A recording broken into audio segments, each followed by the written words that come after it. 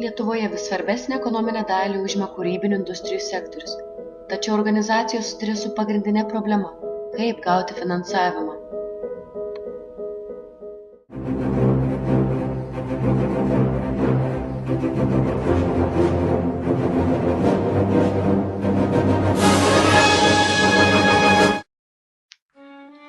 Domantė Uzdauskaitė nori gauti paramą asocijuotoms verslo struktūroms susijusiomis su kūrybinėmis industrijomis. Kultūros ir kūrybinių industrijų asocijuotoms verslo struktūroms reikalingos šios priemonės. Pirmoji asistentas 1 skirta įmonių verslo pradžiai, verslo augimui bei naujų darbo vietų kūrimui, bei užsienio rinkų plėtrai reikalingų renginių organizavimui.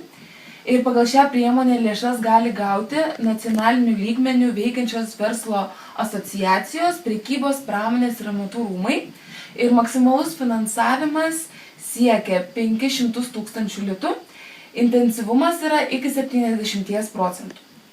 Antroji priemonė asistentas 2, tai menų inkubatoriams skirta priemonė, jie siekiama naujų inkubatorių kūrimas bei jų plėtra. Ir paramos pareiškėjais gali tapti viešosios įstaigos, kurių nors vienas dalininkas yra valstybė ar savivaldybė. Ir maksimali finansavimo suma yra 9 milijonai litų, intensyvumas siekia net iki 95%. Trečioji priemonė INOGEP LT1. Remiamos veiklos yra modernių technologijų ir inovacijų populiarinimas, jaunimo kūrybiškumo ugdymas, inovacijų partnerystės skatinimas. Pareiškėjais šiai priemoniai gali tapti viešosios įstaigos, kurios nors vienas dalyvis yra valstybės ar savivaldybės biudžetinė įstaiga. Ketvirtoji priemonė INOGEP LT2. Remiamos veiklos yra investicijos skirtos mokslo ar technologijų parkų infrastruktūros objektams statyti, remontuoti, rekonstruoti bei įrengti. Ir pareiškėjais gali tapti visi juridiniai asmenys, kuriems suteikta teisė valstybei ar savivaldybei priklausančioje teritorijoje sukurti ar plėtoti technologijų parko infrastruktūros objektus ir juos valdyti. Monika Dabulevičiūtė nežino, kaip gauti paramą smulkaus ir vidutinio verslo statusą turinčioms kūrybinių industrijų įmonėms, kurios skirtos bendroms verslo sąlygoms gerinti.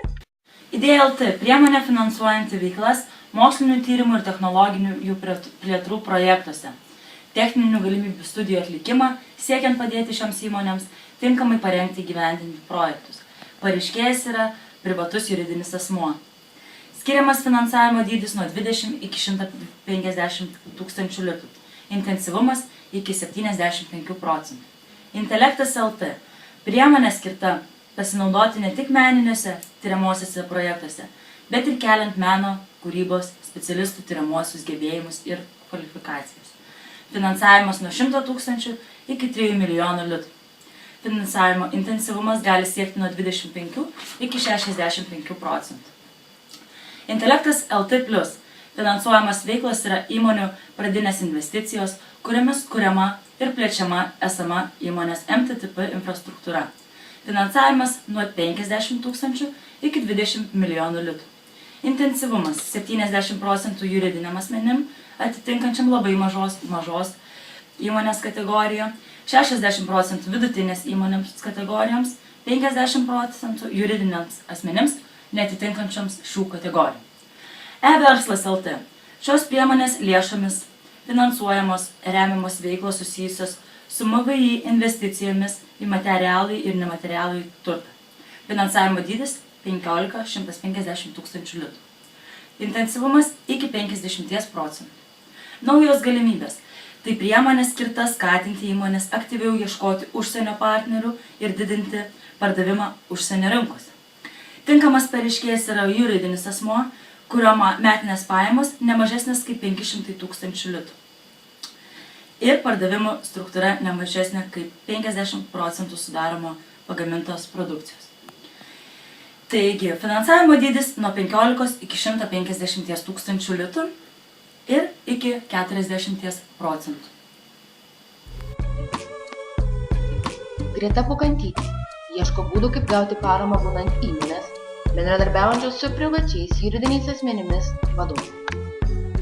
Bendradarbiaujančios su privačiais juridiniais asmenimis įmonės gali gauti paramą pagal šias priemonės. InnoCluster LT – tai parama verslo klasterių veiklai, skatinanti ir spartinanti Lietuvos pramonės šakų ir sektorių bendradarbiavimą, bei didinanti Lietuvos tarptautinį konkurencingumą. Pareiškėjai gali būti tik klasterių koordinatoriai, viešieji ir privatūs juridiniai asmenys asociacijos. Skiriamos paramos dydis nuo 150 iki 1500 litų, finansavimo intensyvumas iki 50% viso projekto išlaidų sumos. InnoCluster LT remiamos veiklos. Parama klasterio koordinatoriaus veiklai, parama tyrimams, kurių reikia klasteriui atlikti, rinkodaros organizavimui, kurie pritraukiama nauji klasterio nariai, ir mokymo programos, kursai, seminarai klasterio įgūdžiams stiprinti. Kita priemonė yra InnoCluster LT+. Papildo priemonė InnoCluster LT. Priemonė skirta bendrai mokslinių tyrimų ir mokymų infrastruktūrai kurti ir technologijų sklaidai užtikrinti. Finansavimo dydis nuo 100 000 litų iki 30 milijonų litų. Finansuojama taip pat iki 50% sumos.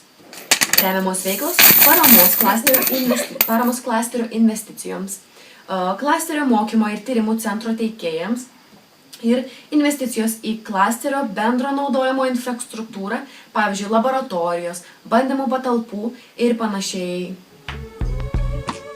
Mantė Jaudzemaitė nežino, kaip gauti paramą kūrybinių industrijų sektoriaus įmonėms žmogiškųjų išteklių plėtrai. Kūrybinių industrijų sektoriaus įmonės gali gauti paramą žmogiškųjų išteklių plėtrai. Viena iš tokių priemonių yra mokslininkų ir kitų tyrėjų kvalifikacijos ir kompetencijos tobulinimas pagal pagrindinių ir profesinių gebėjimų poreikius. Pasiekę menininkai yra prilyginami tyrėjams ir mokslininkams. Jie susiduria su tokiomis problemomis kaip bendrųjų verslumo žinių ir technologijų perdavimo kompetencijos bei nepakankamos kvalifikacijos ir žemo mobilumo problemomis. Šiai priemonei skirtų lėšų tikslingas panaudojimas prisidėtų prie pasiekusių menininkų kompetencijos lygio kelimo, taip pat skatintų pasiekusių menininkų verslumą, stiprintų tinklinę partnerių struktūrą bei suteiktų galimybę dalyviams ugdyti savo bendruosius bei specialiuosius gebėjimus. Tiek pasiekusių, tiek universitetus baigusių jaunų menininkų ir kūrėjų tobulinimas yra būtinas. Norint sėkmingiau panaudoti Lietuvos meno, kūrybos ir kultūros sritis, skatinant mūsų šalies ekonomiką. Pagal šią priemonę pasinaudoti galimybę gauti paramą gali mokslo ir studijų institucijos, biudžetinės įstaigos, mokslo ir technologijų parkai bei kiti viešieji juridiniai asmenys. Dar viena priemonė kūrybinių industrijų paramai gauti yra inovaciniai čekiai. Skatindama inovacijų diegimą ir siekdama paremti įmonės Lietuvos Respublikos ūkio ministerija ir mokslo, inovacijų ir technologijų agentūra MITA 2010 metais Liepos 1 dieną paskelbė kvietimą reikšti paraiškas pagal priemonę inovaciniai čekiai. Tai priemonė skirta inovacinę veiklą pradedančioms ar vykdančioms mažoms arba vidutinėms įmonėms, pagal kurią šios įmonės gali gauti nustatyto dydžio finansinę paramą, skirtą įsigyti reikalingus technologinius sprendimus, mokslinių tyrimų žinias ar konsultacijas įmonėms aktualiais inovacijų klausimais. Šios priemonės pagrindinis bruožas yra greiti pinigai verslui, paprastos, nebiurokratinės paramos teikimo procedūros. Inovaciniai čekiai yra dviejų rūšių – 10 000 litų, kurie yra finansuojami 100% ir 20 000 litų, kurie yra finansuojami 75%.